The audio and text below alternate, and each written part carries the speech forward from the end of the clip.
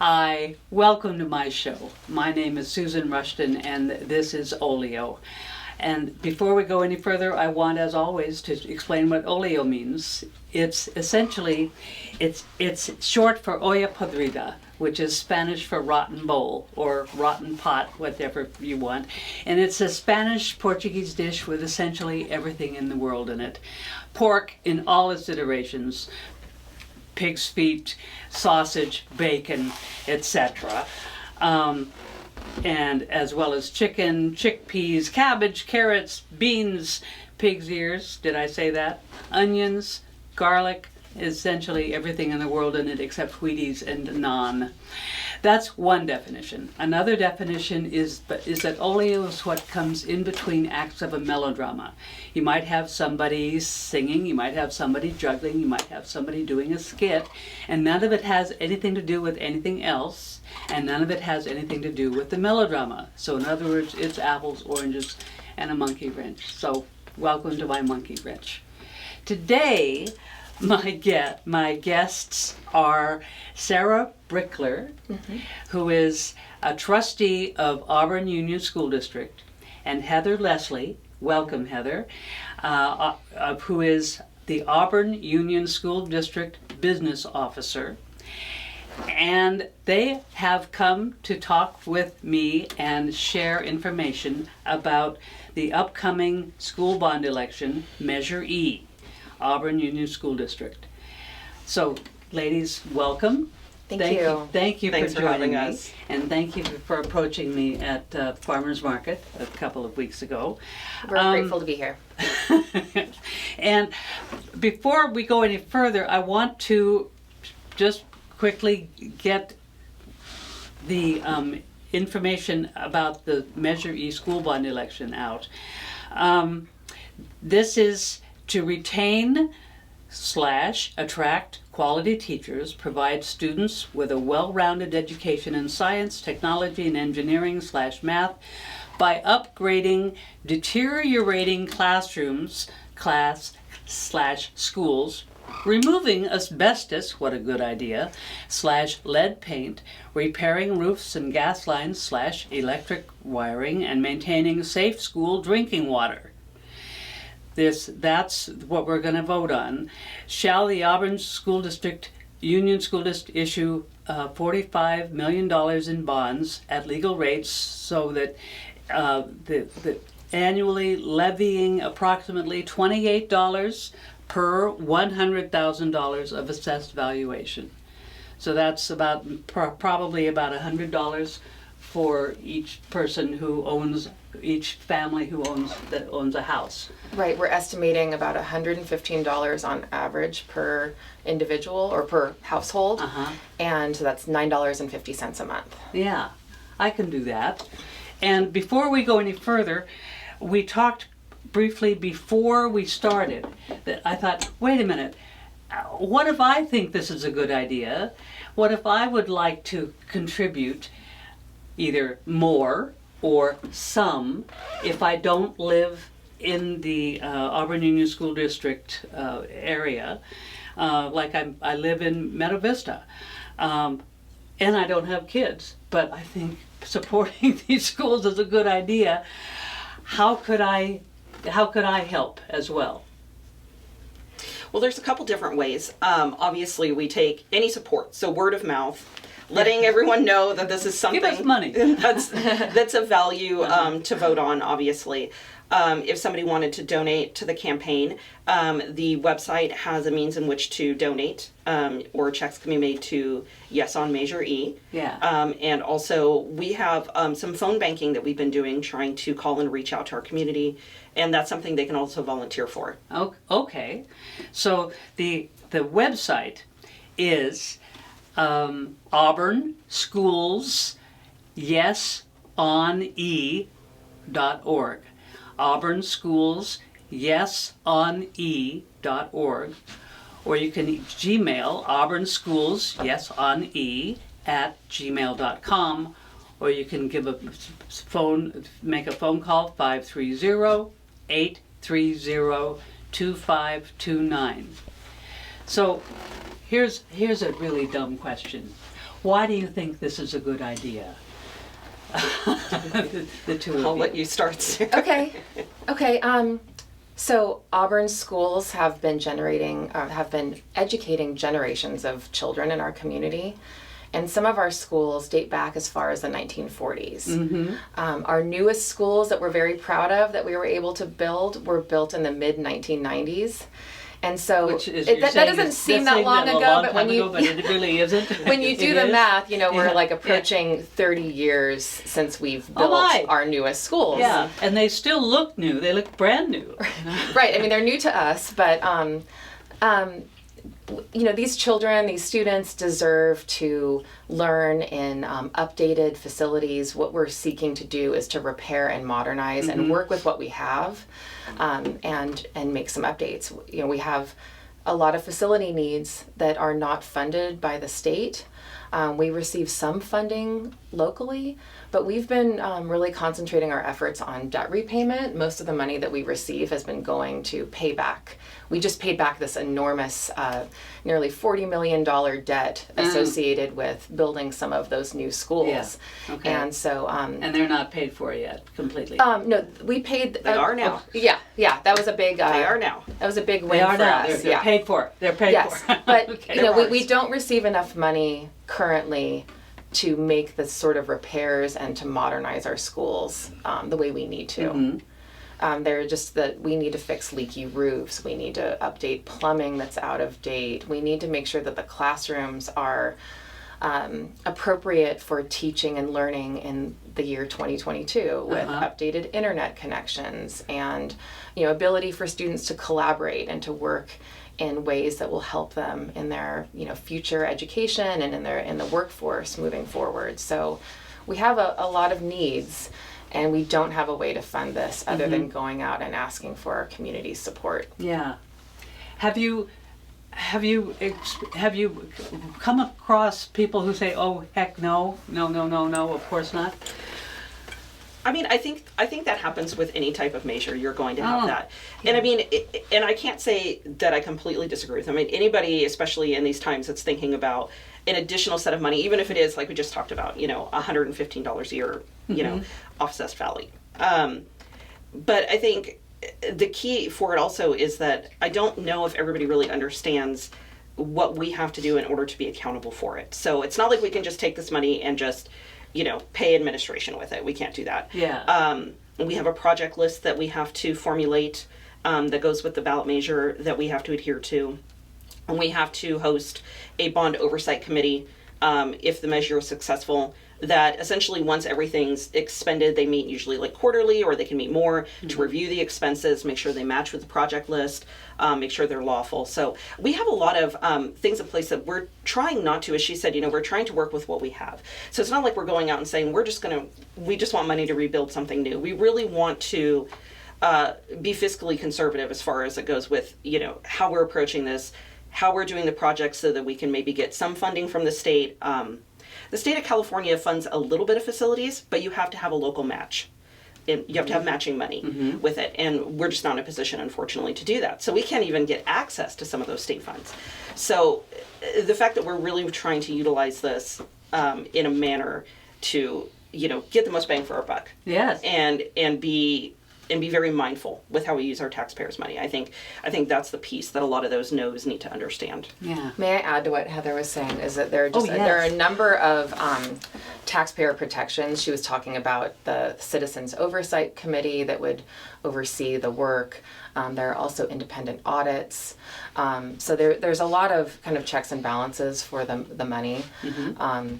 In addition to, as she said, just that it's only for local facilities use. It cannot be taken for another purpose. It Right. cannot be used for Right. things like administrator salaries or pensions. So has a very specific purpose. Yeah.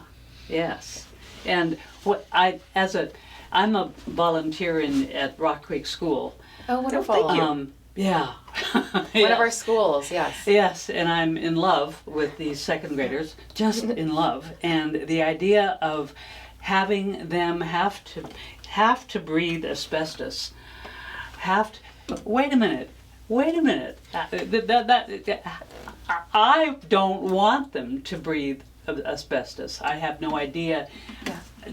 But Rock Creek School's been there a while, and there are other schools that have been there a while, and lead paint, heavens, and they deserve safe school drinking water, for Pete's sake. I don't want them to have to drink anything that's not safe. So that's a primary reason I asked, can I just donate all by myself and not, yes, and you said yes. Thank you. Yeah, no, we're using the donations for voter outreach. We have volunteers that are doing we are an all volunteer committee really, but donations enable us to reach more voters and to provide information so that they can make an informed decision. Yeah. So thank you for considering yes. doing that. Yeah. Yeah. Again. And we just don't know what we would find as you're updating sites that are older. Mm-hmm. You might encounter asbestos, or you might encounter pipes that need to be updated and things like that. So yeah. Okay. Yeah. Yeah, generally speaking, there's quite a bit of abatement that happens whenever you go in and modernize a site that hasn't had some really deep modernization since, I want to say Rock Creek, I think the last time they actually had any modernization was probably in the 60s, so. My goodness, wow. And for us, for us, that's not that long ago. But for the 7-year-olds, that's a long time ago. Right. That's their grandparents' time. Yeah. Yeah. So how long has Measure E been boiling? How long has it been in the works? Wow. I would say looking for a general obligation bond in this community has been kind of boiling for a few years. I know previous to working in this district, but having lived in Auburn and, for most of my adult life, it's just something we've kind of known has been needed, but there really hasn't been, we feel, a support or a movement for it. We feel we're in a position now that we have already some community support, and more of a movement for it and more of a need. The buildings aren't getting any younger, so to say. Right. And just like the rest of it. but I want to say we had a survey done of our community probably in the spring. And March. In March, and then the Board of Trustees voted to put the measure on the ballot in good. June. Okay. And ever since then, we've kind of just been, staging outreach and community and really trying to get the word out there. Great. Okay. And we talked briefly before we got started about people who are reluctant to provide more money because we just did this to the high school. Yeah. Well, come on now. But what's your response to them? Do you want to take this first? I'll take this over. Well, it's really kind of funny, and I think that's just one of those education pieces we have. Many people in Auburn or in the surrounding area think that the high school district and the elementary district are one, and we're actually two separate districts completely. So the high school district, but the big umbrella is Placer County Office School. of Education. Yeah. So that's kind of the one over all the schools in the county itself. Then we have the high school district that has schools, Colfax, Auburn, Loomis, Forest Hill. And then we have Auburn Union School District, which is just the elementary and middle schools. Right. So we're a completely separate district, just for our attendance boundaries area in Auburn, serving TK, sometimes preschool, through 8th grade. Mm-hmm. Yeah.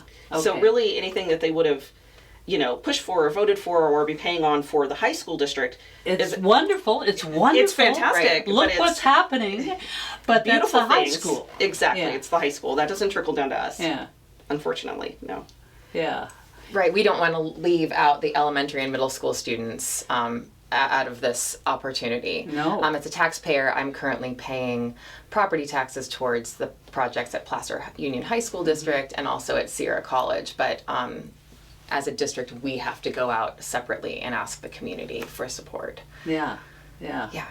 How does a person get involved with this? If someone watching wants to to participate? How does one get involved? Oh, you've given the contact information. They could call us, email us, visit the website, and we're happy to connect them. Okay, and again, the website is Auburn Schools YesOnE.org, and that looks like yes one ONE.org. Auburn Schools Yes on E, or Auburn Schools Yes on E at gmail.com, or 530-830-2529. And if you want to get involved, like donate money or make calls, right? Right. Or is Talk there... to your neighbors. I mean, I think even sending an email to people in your life and saying, this is something that I want to support, will you join me? Just sharing information, I think, is really powerful. Sharing things on social media, just helping reach our neighbors. Yeah. Now, how do you respond to, and I know how you respond. I can guess how you respond. But what do you say to people who say, nah, this is stupid? I think that one way is that the health of our schools and the health of our community are very closely tied. We as a district are educating our future citizens, our future workforce. When we invest in education, we're investing in Auburn, essentially. So, but I do understand, I mean, there are financial hardships. I understand we're asking, it's uncomfortable for us to ask our neighbors, but this is the only way we can get this done.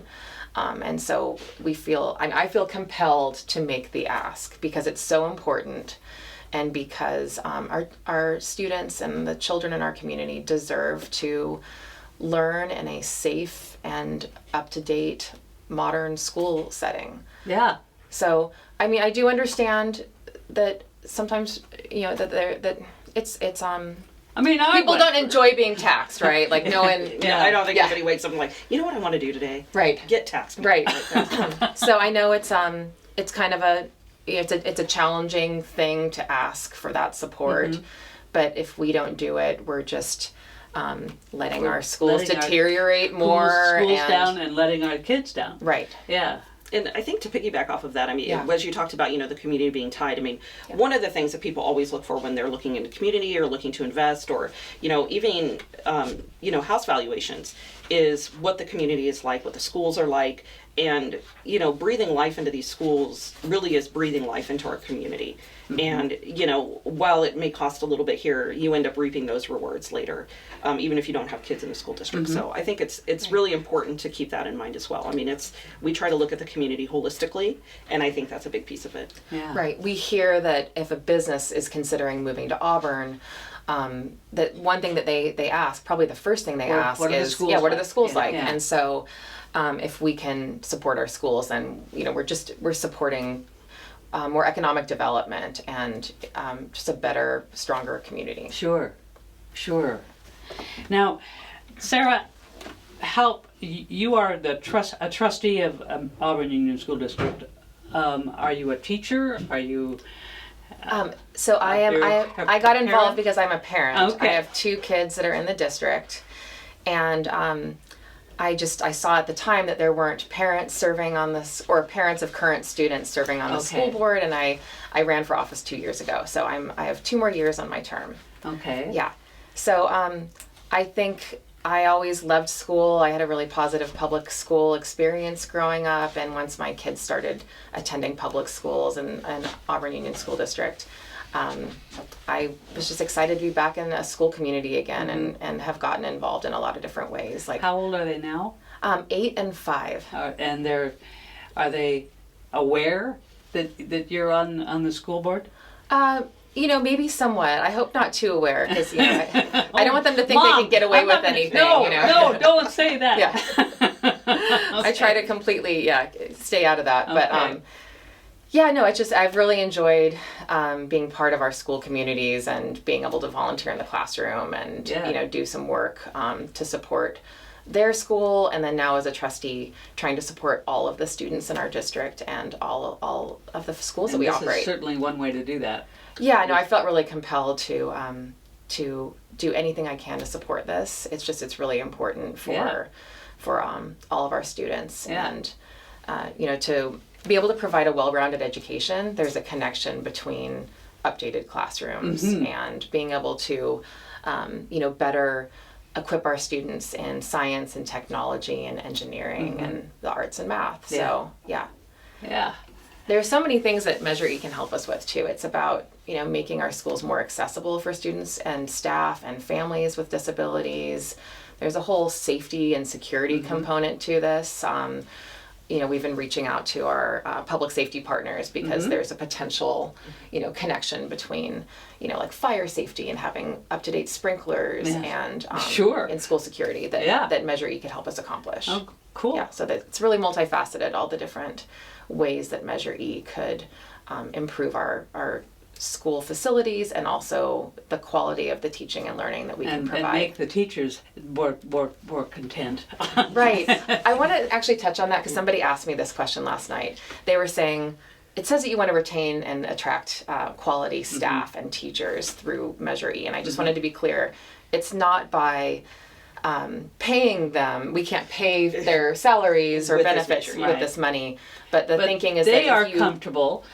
They are in a good place where they can try this and try that, and they can do it, and don't not just wish. Right. Having the facilities that promote a great teaching environment is something that may help us attract and retain. Absolutely. Yeah. Great Yes, staff. Sure. And Heather. Have you ever taught? I have not taught. Okay. Well, I've taught, but I've taught future facilities leaders in California. Okay.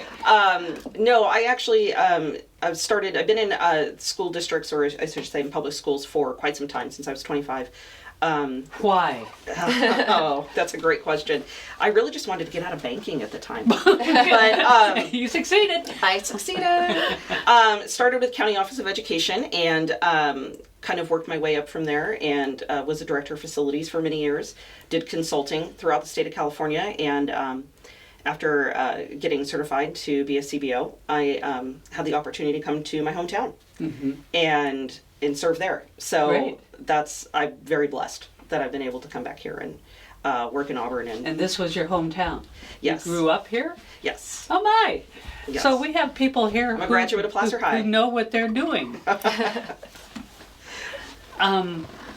What schools are we talking about in We're this, talking about elementary and middle schools within Auburn Union School District. which include?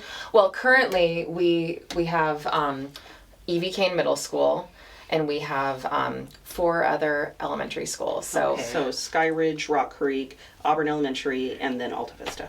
Alta Vista. Okay. Yeah. So that's quite a few, and it's a vast. There's a difference between kindergartners, of course, and 12-year-olds. right. Yes. It's amazing. The 12-year-olds are convinced they're there. They are there. All they have to do is wait, and they won't be there. They aren't there. Now I'm this age, and I'm not there yet. You're still working towards it. Yes. And the 12-year-olds may feel as if either it doesn't matter or this is enough. I actually heard from one of our 8th graders the other day. So she's a student athlete, and we saw that there's a pipe coming out of the wall where there could be a water filling station. We could enhance the plumbing so that there's more opportunities to fill up your water bottle or drink out of a water fountain. Yeah.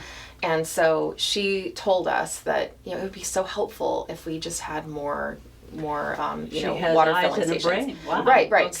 So I actually think I would guess that all of our students have some insight into what some of the facility needs are.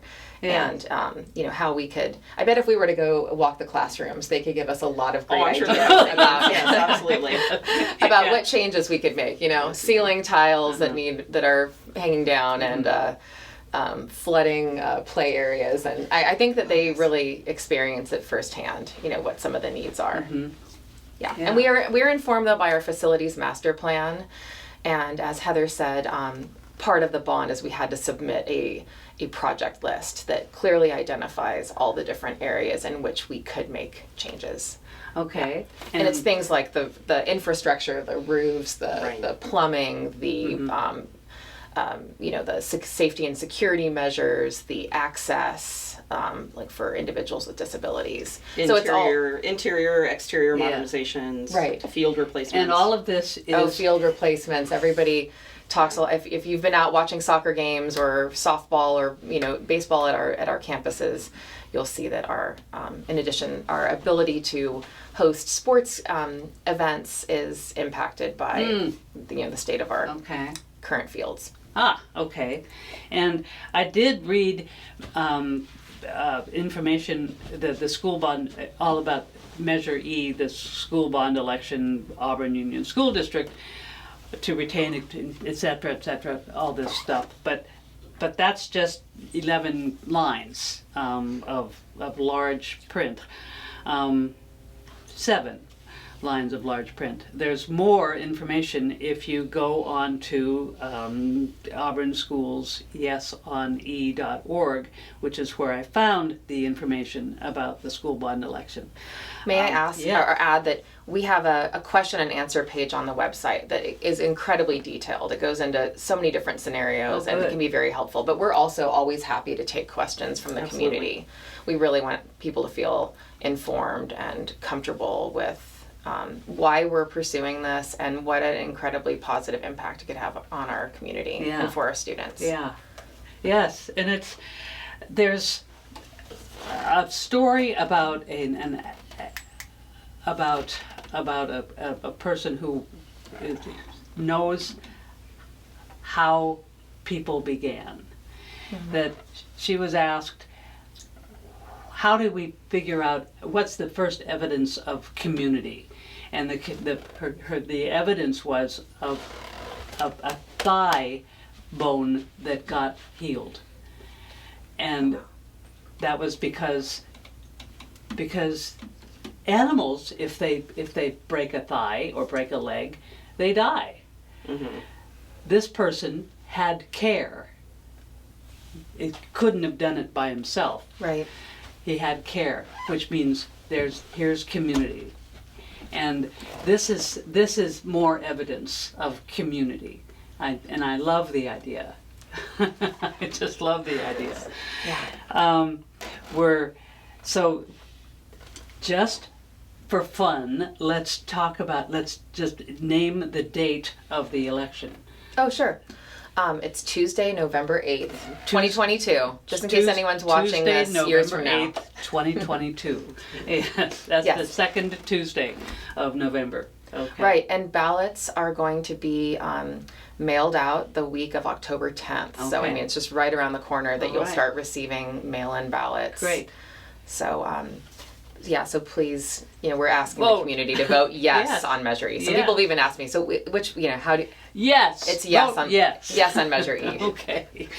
All right. I've been talking with Sarah Brickler, who is trustee of the Auburn School District, and Heather Leslie, Auburn Union School District Chief Business Officer. Log on to Auburn Schools yesonie.org.